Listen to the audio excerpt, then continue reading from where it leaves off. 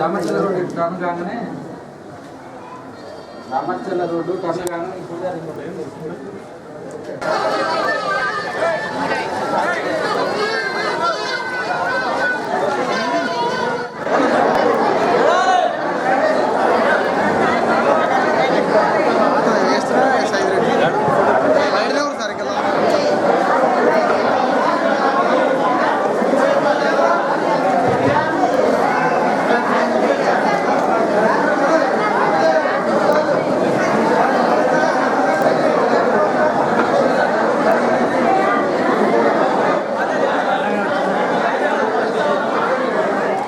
హుజూర్నగర్ ప్రాంతంలో మత సామరస్యానికి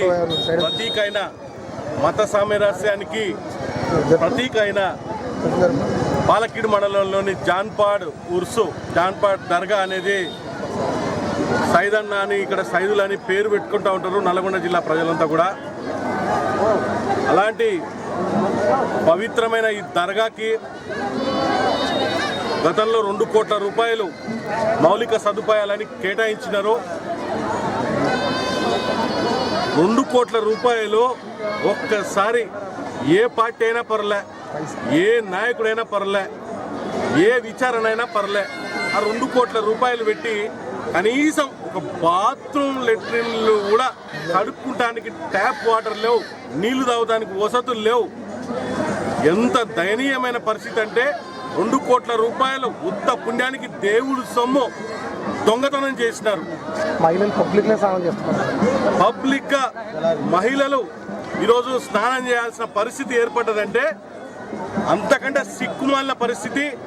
గత ప్రభుత్వం 2 కోట్ల రూపాయలు కేటాయించి కనీసం 20 లక్షల రూపాయలు కూడా ఖర్చు పెట్టలేని పరిస్థితులకు వచ్చిందంటే దానికి బాధ్యులైన వాళ్ళందరి మీద కూడా ఏ విచారణ అయినా జరపండి, ఏ పార్టీ అయినా, ఏ అఖిలపక్షం వచ్చి చూస్తే అవపడుతుంది.